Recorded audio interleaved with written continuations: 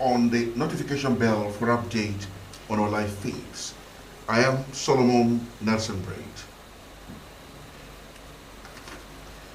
Omega Power Ministries OPM Worldwide recently empowered widows of Army officers killed in active duty through a 6-month intensive training program at the OPM Free Scale Acquisition Center, Alo, in the Kwere local government area, where the widows, orphans, and wives of 7 Army officers acquired valuable skills.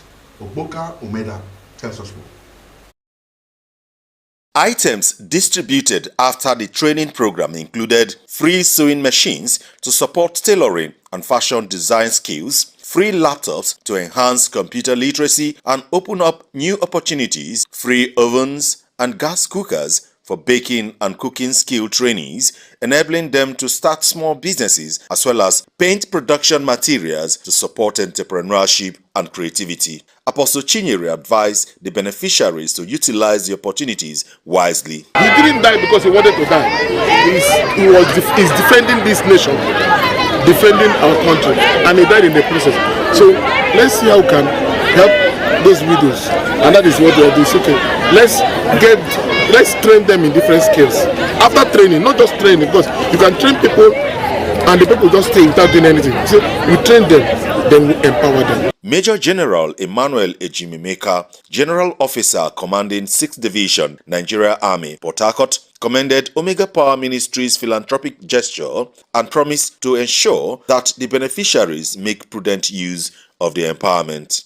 The beneficiaries expressed gratitude to God for using Omega Power Ministry to alleviate their hardships and prayed for continued blessings and protection over Apostle Chinyere. Thank the daddy. From this, what I learned, I will be able to do my work. With what I've learned so far, so good, I believe I can take it to the market to make money for myself and also help those around me. This initiative showcases Omega Power Ministries' commitment to supporting vulnerable communities and promoting self-sufficiency. Wow, this is really emotional for me.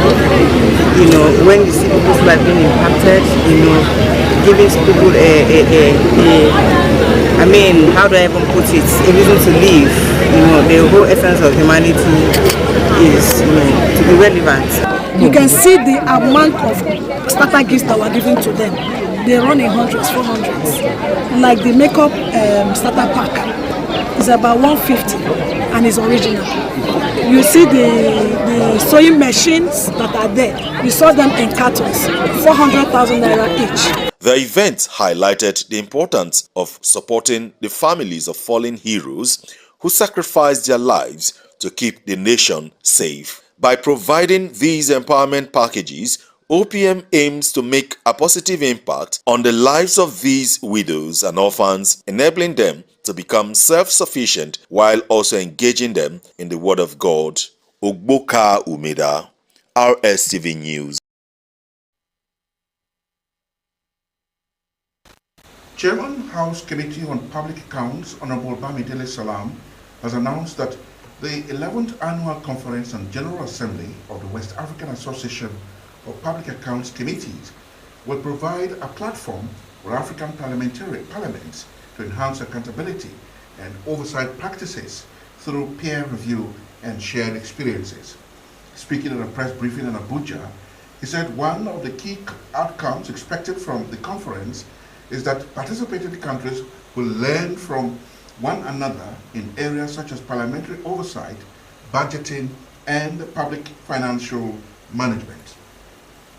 Honorable Salam explained that the hosting also presents an opportunity to re-establish Nigeria's leadership role in regional parliamentary diplomacy after almost 2 decades of limited engagement with the committee.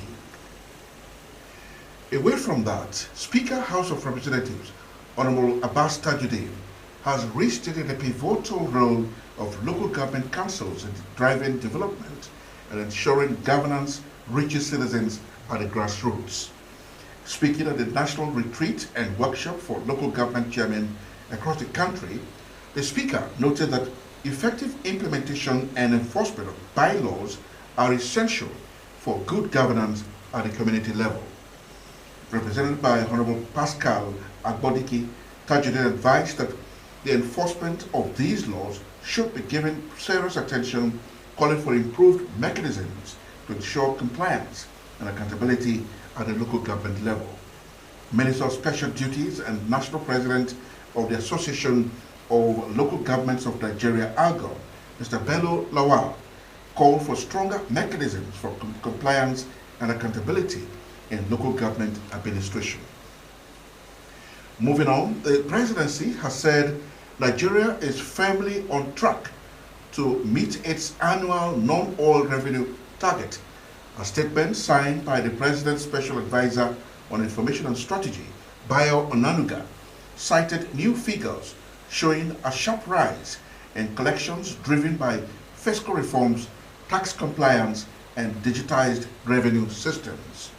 President Tinubu, who addressed a delegation of the Buhari organization at the State House on Sunday, pointed to the revenue growth as evidence of improving public finance and noted that the federal government was no longer borrowing from local banks, easing pressure on the domestic credit market.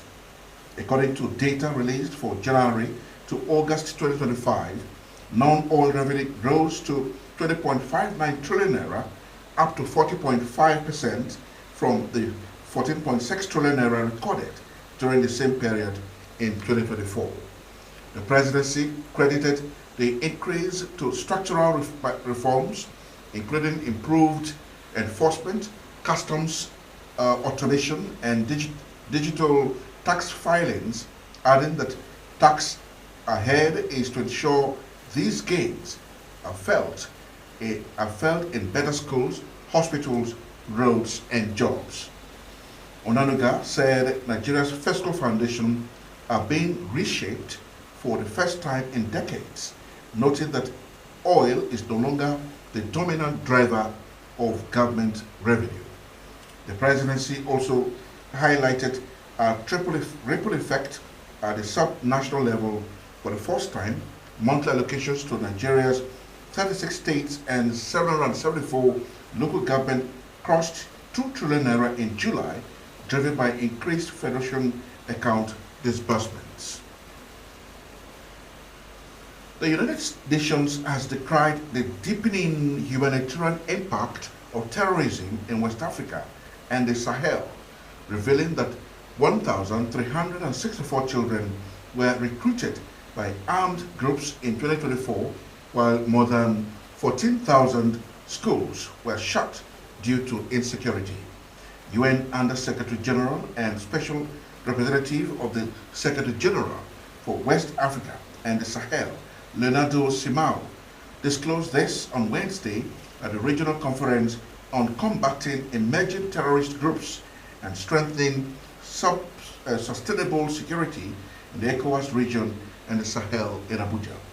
Simao said the situation reflects stolen features,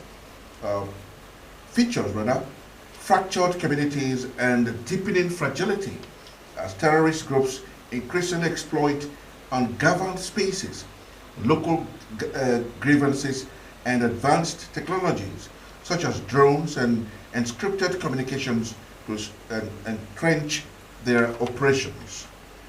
He warned that extremist violence and expanded into sensitive border zones like the Tambacounda region, spanning Mali, Senegal, Guinea, and Mauritania, and even protected conservation areas, threatening livelihoods, ecotourism, and biodiversity. Simao said among the 10 countries most impacted by terrorism in the world, 5 are in West Africa. The increase is not only in the number of attacks and victims, but also sophistication as groups forge alliances and expand their operational reach. This is Rstv News at 3. Do you love and care about River State and our peace? Let's build and take her to greater heights. This is a task we must accomplish. You can always watch Rstv News on YouTube and Facebook at Rstv Online. You can also subscribe and click on the notification bell for update on our live feeds. And in part 2 after the break, Israel vows to inflict the biblical 10 plagues of Egypt on Yemen. And in sports, Super Eagles prepares for 2 crucial 2026 World Cup qualifiers against Rwanda and South Africa. These and many more just after this break. Stay with us.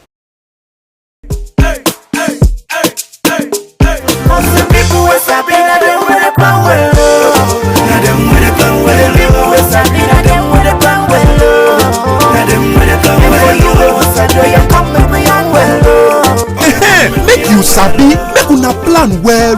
Learn correct information about different kind of family planning method. Then dey safe and dey work well. You and your partner fit plan when una like to born pikin. Tanda well, make you yarn with your partner. Make them sabi say you support modern family planning. Oya waka go kolobi the better one wey go fit your body today. Cause say we get one wey correct for you and your partner. Sabi the correct thing wey family planning dey do. Follow talk family planning with your partner. Waka go do family planning. Get it together. Get it together. Join hand plan your family for tomorrow way better. Now the Rivers State Ministry of Health bring with this message. This is Rstv World News. We bring you world-class news, accurate, first-hand, entertaining, balanced analysis. Rstv, Channel 22 Port Harcourt.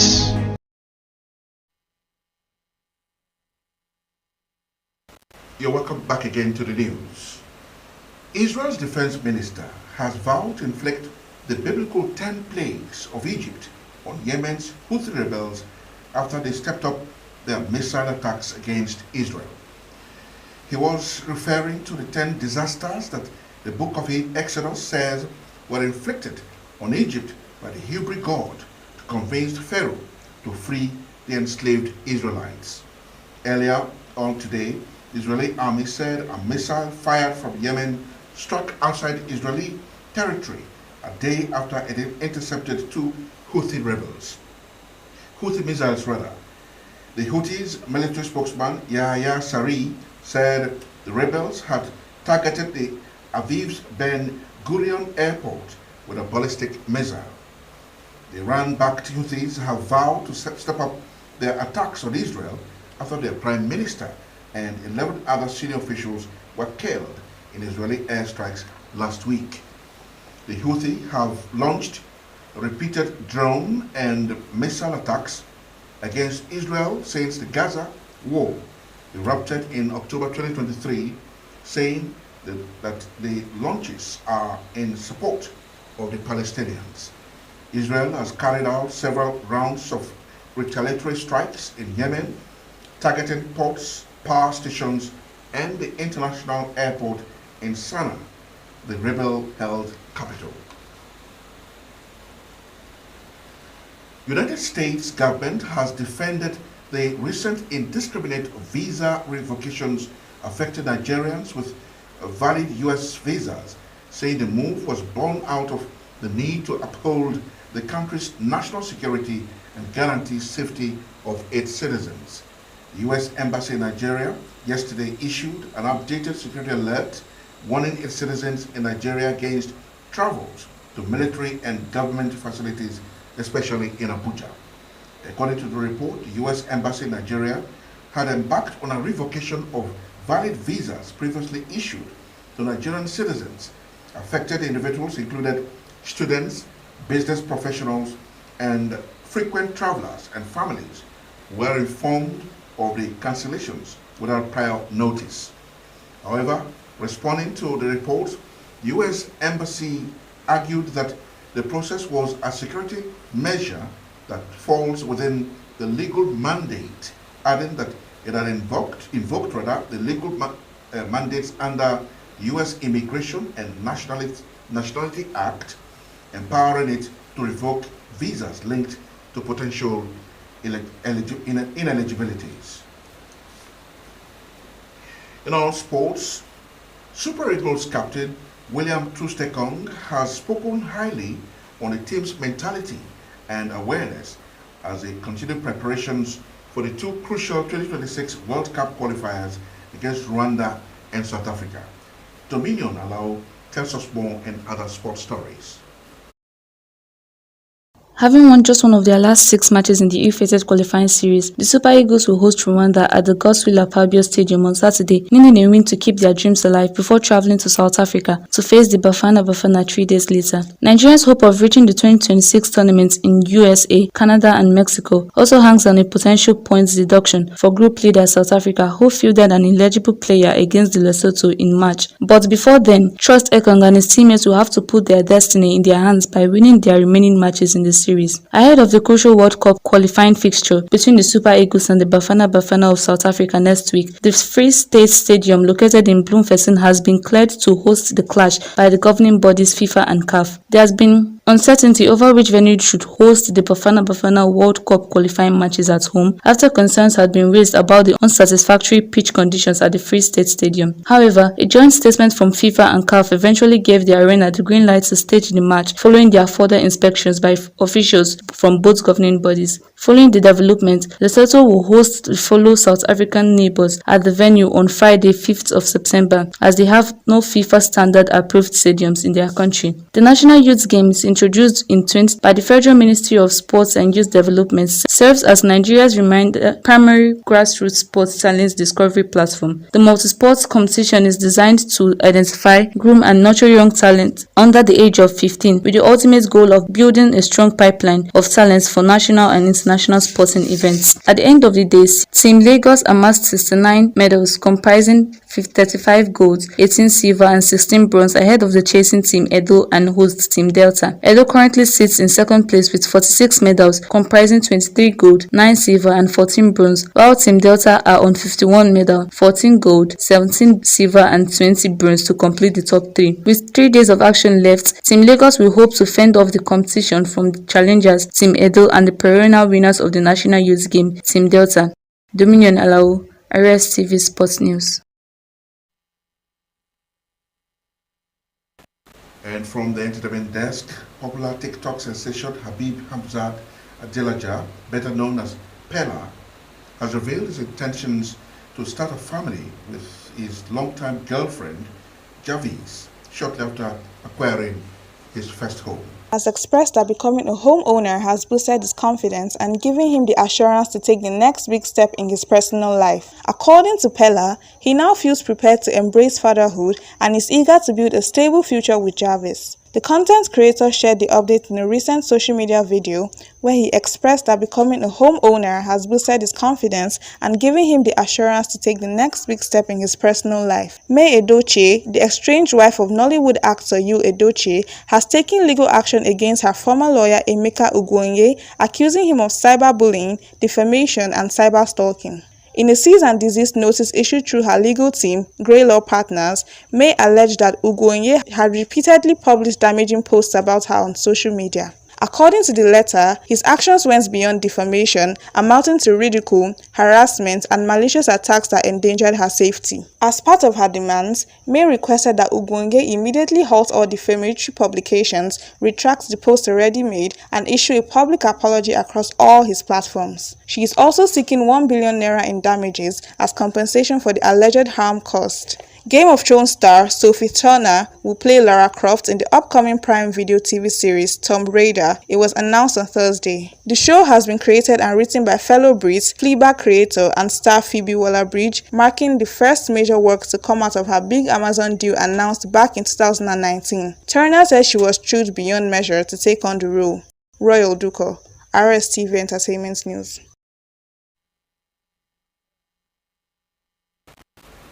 And that's it on the news, but just before we leave, do you love and care about River State and our peace? Let's build and take her to greater heights. This is a task we must accomplish. You can always watch Rstv News live on YouTube and Facebook at Rstv Online. You can also subscribe and click on the notification bell for update on our live feeds. I am Solomon Nelson Brand. I'll see you again at 7:30.